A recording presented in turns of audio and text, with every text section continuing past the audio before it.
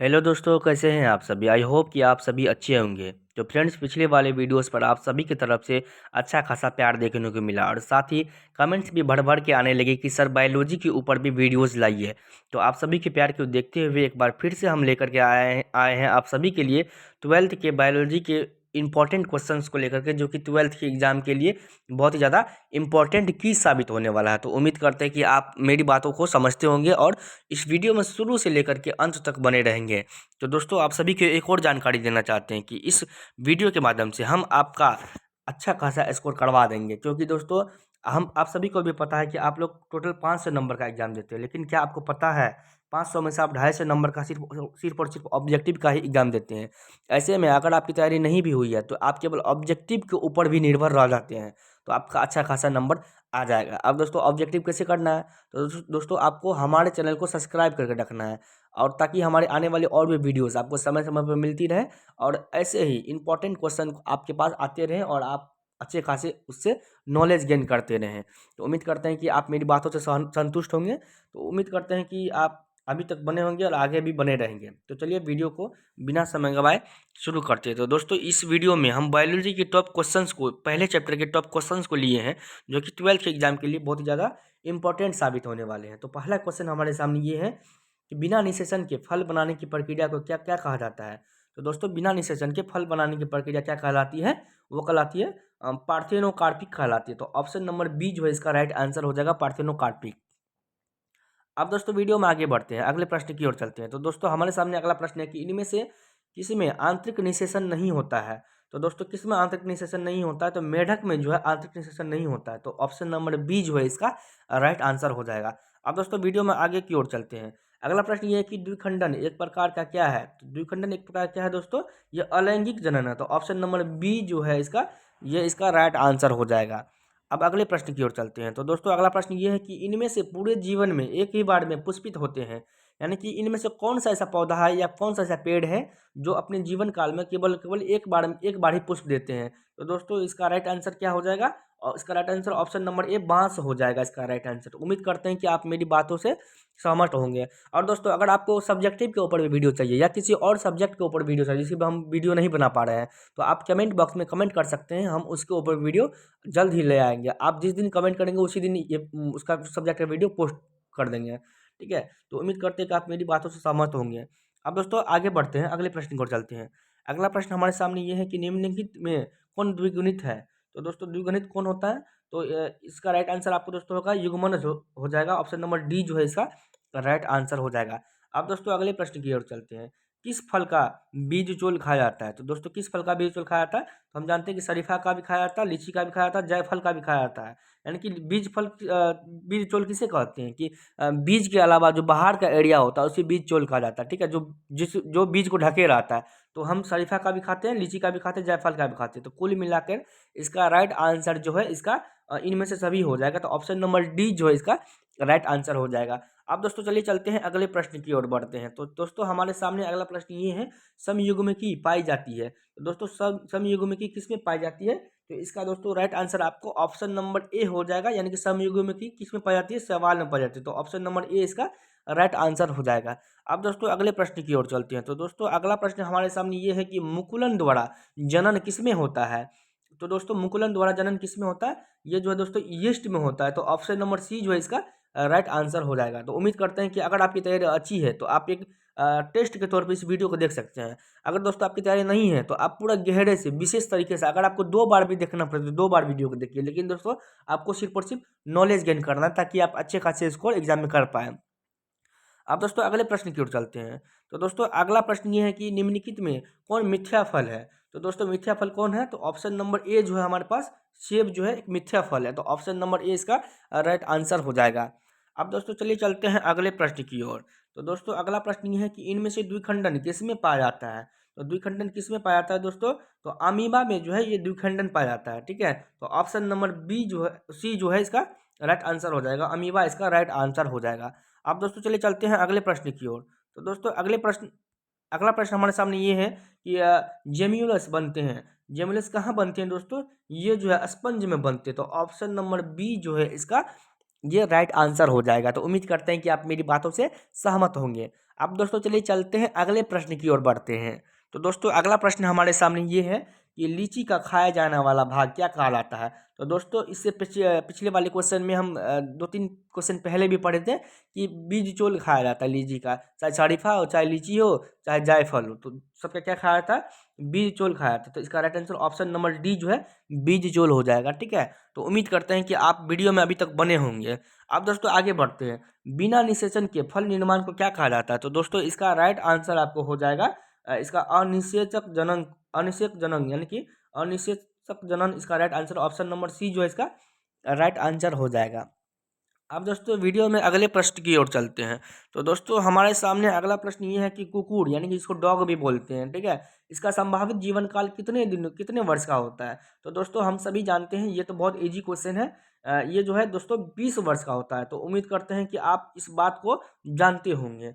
अब दोस्तों वीडियो में आप यहाँ तक आ गए हैं तो हमें उम्मीद है कि आप अच्छे खासे तैयारी गेन करना चाहते हैं, अच्छे खासे मार्क गेन करना चाहते हैं एग्जाम में। तो दोस्तों उम्मीद करते हैं कि आप मेरे इस वीडियो को एक लाइक ज़रूर कर देंगे, क्योंकि दोस्तों मुझे पता है कि इनमें से कई सारे स्टूडेंट्स ऐसे हैं जिनकी तैयारी नहीं हो पाई है। तो दोस्तों आप सभी के लिए यह वीडियो हम लेकर के आए हैं, जो वीडियो भले ही 10 से 12 मिनट का होगा, लेकिन दोस्तों ये वीडियो बनाने में लगभग 2 से 3 घंटे का समय लग जाता है एडिटिंग और करने में।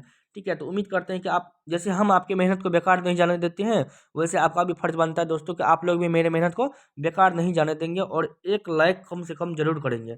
तो उम्मीद करते हैं कि आप मेरी बातों को सहमत होंगे और एक लाइक कर दिए होंगे। अब दोस्तों वीडियो में आगे बढ़ते हैं। तो दोस्तों अगला प्रश्न हमारे सामने ये है कि अगुणित कोशिकाओं के संलयन की प्रक्रिया क्या कहलाती है। दोस्तों और अगुणित कोशिकाओं के संलयन की प्रक्रिया क्या कहलाती है, तो समयुग्मन कहलाती है। तो ऑप्शन नंबर डी जो है इसका ये राइट आंसर हो जाएगा। तो उम्मीद करते हैं कि आप यहाँ तक बने होंगे।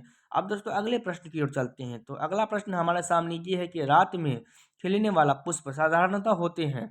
तो दोस्तों रात में जो भी फूल रात में फूलते हैं वो किस आकार में होते हैं, छोटे आकार में होते हैं। तो छोटे होते हैं, तो ऑप्शन नंबर बी जो है इसका वो राइट आंसर हो जाएगा। अब दोस्तों चलिए चलते हैं अगले प्रश्न की ओर बढ़ते हैं। तो दोस्तों अगला प्रश्न हमारे सामने ये है कि उभयलिंगी प्राणी है। तो दोस्तों उभयलिंगी किस प्रकार का प्राणी है, तो इसमें जो है उभयलिंगी यानी सांप नहीं मुर्गी नहीं होगा, मुर्गी भी नहीं होगा और सांप भी नहीं होगा, ए और बी तो बिल्कुल भी नहीं होगा, क्योंकि जब मुर्गी और सांप दोनों नहीं हुआ तो ए और बी तो होना ही नहीं है। तो दोस्तों केचुआ जो उभयलिंगी, उभयलिंगी उसको बोलते हैं जो स्थल पर भी और जमीन पर भी दोनों पर रह सकता है, उसको उभयलिंगी बोलते हैं। आप लोगों का कभी कभी डाउट होगा कि सर सांप भी तो रहता है, लेकिन सब सांप नहीं रहता है। ठीक है, इसीलिए ऑप्शन नंबर डी जो है इसका ये राइट आंसर हो जाएगा। अब दोस्तों चलिए चलते हैं अगले प्रश्न की ओर बढ़ते हैं। तो दोस्तों अगला प्रश्न आपके सामने ये है कि अमीबा में प्रजनन किस प्रकार का होता है। तो दोस्तों अमीबा में किस प्रकार का प्रजनन होता है, तो अमीबा में प्रजनन जो है दोस्तों वो द्विखंडन द्वारा होता है। तो दोस्तों इसका right answer option number D जो है इसका ये राइट आंसर हो जाएगा, द्विखंडन द्वारा। अब दोस्तों वीडियो में अगले प्रश्न की ओर बढ़ते हैं। तो दोस्तों अगला प्रश्न हमारे सामने ये है कि निम्नलिखित में से कौन द्विलिंगी नहीं है। तो दोस्तों कौन द्विलिंगी नहीं है, तो ये कुत्ता जो है हमारा द्विलिंगी नहीं है। तो ऑप्शन नंबर बी जो है ये राइट आंसर हो जाएगा, कुत्ता द्विलिंगी नहीं है, कुत्ता सिर्फ और सिर्फ एक लिंगी ही है। ठीक है, तो उम्मीद करते हैं कि आप यहाँ तक बने होंगे और एक प्यारा सा लाइक हमारे इस वीडियो में कर दिए होंगे। तो आप अगर अभी तक लाइक नहीं किया आप, सबसे पहले आप एक लाइक कर दीजिए, क्योंकि 2 से 3 घंटे की मेहनत के बाद हम आपके लिए वीडियो तैयार किए हैं। तो उम्मीद करते हैं कि आप मेहनत को बेकार नहीं जाने देंगे। तो दोस्तों चलिए चलते हैं अब अगले प्रश्न की ओर। तो दोस्तों अगला प्रश्न हमारे सामने ये है कि मानव युग्मक में गुणसूत्र की संख्या कितनी होती है। तो दोस्तों कितनी होती है, तो 23 होती है। तो ऑप्शन नंबर बी जो है इसका राइट आंसर हो जाएगा। ठीक है, युग्म में पेयर में पूछ रहा है, ठीक है, पेयर में पूछ रहा है तो 23 हो जाएगा, अगर पेयर में नहीं पूछेगा तो कितना हो जाएगा, 46 हो जाएगा। ठीक है, तो उम्मीद करते हैं कि आप समझते होंगे, क्योंकि युग्म में पूछा गया तो इसका right answer option number C यानी कि 23 हो जाएगा। ठीक है, तो आप अगले प्रश्न की ओर चलते हैं। निम्नलिखित में किसमें 12 वर्ष में सिर्फ एक बार पुष्प खिलते हैं। तो दोस्तों हम जानते हैं कि 12 वर्ष में एक बार पुष्प किस में खिलता है, तो इसका राइट आंसर दोस्तों ऑप्शन नंबर सी नीला कुरिंजी में हो जाएगा। ठीक है, तो ऑप्शन नंबर सी नीला कुरिंजी में 12 वर्ष में एक बार खिलता है। और बांस में क्या होता है, बांस में अपने जीवन काल में केवल केवल एक ही बार में फूल खिलता है, ठीक है, पुष्प निकलता है। तो ऑप्शन नंबर सी जो है इसका 21 का राइट आंसर नीला कुरिंजी हो जाएगा। अब दोस्तों चलिए चलते हैं अगले प्रश्न की ओर बढ़ते हैं। तो दोस्तों अगला प्रश्न हमारे सामने ये है कि प्रकंद का एक उदाहरण है। तो दोस्तों प्रकंद का एक क्या उदाहरण है, अदरक। अदरक जो है ये प्रकंद का एक उदाहरण। तो ऑप्शन नंबर सी जो है इसका ये राइट आंसर हो जाएगा। अब दोस्तों अगले प्रश्न की ओर बढ़ते हैं। तो अगला प्रश्न हमारे सामने ये है कि कलिका रोपण उदाहरण है किसका? तो दोस्तों कलिका रोपण किसका उदाहरण है? तो दोस्तों इसका राइट आंसर आपको हो जाएगा ऑप्शन नंबर ए, कायिक जनन का ये उदाहरण है। ठीक है, तो उम्मीद करते हैं कि आप मेरी बातों से सहमत होंगे और यहाँ तक बने होंगे। अब दोस्तों चलिए वीडियो में आगे बढ़ते हैं। तो दोस्तों अगला प्रश्न हमारे सामने ये है कि इनमें से कौन ठहरे हुए पानी में, यानी कि जो पानी शांत रहता है, ठहरा हुआ रहता है, उसमें से ऑक्सीजन खींच लेता है। तो दोस्तों हम सभी जानते हैं कि छठ पर्व बिहार का सबसे महापर्व छठ पर्व होता है, उसमें जलकुंभी वगैरह साफ करते हैं हम पोखर में जा करके। तो ये जलकुंभी इसका राइट आंसर हो जाएगा, क्योंकि जलकुंभी क्या होता है कि ठहरे हुए पानी से ऑक्सीजन सोख लेता है, ये ऐसे ही जिंदा रहता है। ठीक है, तो ऑप्शन नंबर ए जो है इसका जलकुंभी राइट आंसर हो जाएगा। अब दोस्तों वीडियो में आगे बढ़ते हैं, अगले प्रश्न की ओर चलते हैं। तो दोस्तों अगला प्रश्न आपके सामने ये है कि द्विनिषेचन का परिणाम होता है। तो द्विनिषेचन का परिणाम क्या होता है? तो दोस्तों इसका right answer option number C जो है भ्रूणपोष जो है इसका राइट आंसर हो जाएगा। तो उम्मीद करते हैं कि आप इस बात से सहमत होंगे। तो ऑप्शन नंबर सी इसका राइट आंसर हो जाएगा। अब दोस्तों अगले प्रश्न की ओर चलते हैं। तो दोस्तों अगला प्रश्न ये है कि साइकस में परागकण होता है। तो दोस्तों साइकस में किस तरह का परागकण किस अवस्था में होता है?